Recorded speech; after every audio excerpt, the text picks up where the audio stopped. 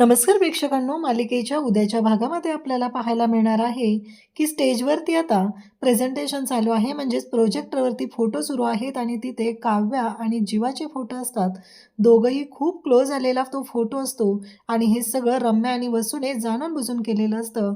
आणि जेव्हा काव्या आणि जीवा ते फोटो पाहतात तेव्हा त्यांच्या दोघांच्याही पायाखालची जमीन सरकते.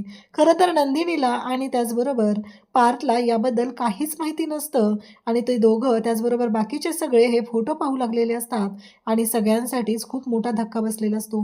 पिहूला तर कळायचं बंद झालेलं असतं, कारण हे फोटो तर आपण याच्यामध्ये टाकलेच नव्हते. हे फोटो या प्रेझेंटेशनमध्ये कसे आले हा प्रश्न पिहूला पडलेला असतो. नंदिनी काव्याच्या समोर हात जोडून उभी असते आणि काव्याला म्हणत असते की माफ कर मला. खरं तर नंदिनीसाठी हे जे काही असतं ते खूप भयानक पद्धतीनं घडलेलं असतं.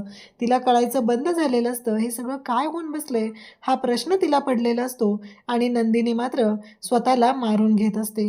नंदिनी काव्याचा हात घेते आणि तिच्या हाताने स्वतःच्या गालामध्ये मारत असते.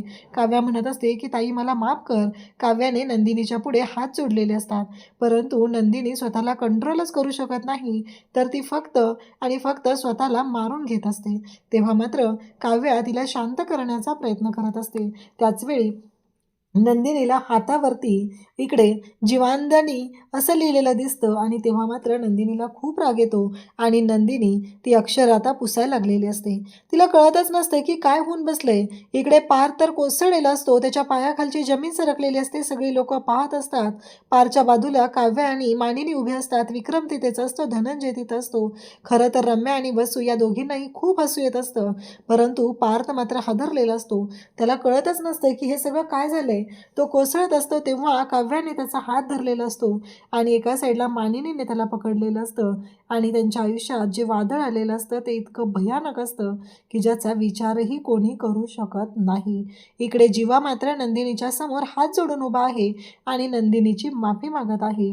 तो म्हणत आहे की मला माफ कर नंदिनी, माझ्याकडून चूक झाली, असं म्हणत नंदिनीची तो माफी मागत आहे.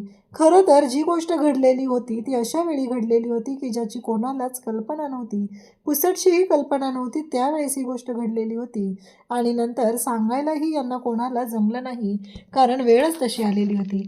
अशाच अपडेटसाठी चॅनलशी कनेक्ट राहा. थँक्यू.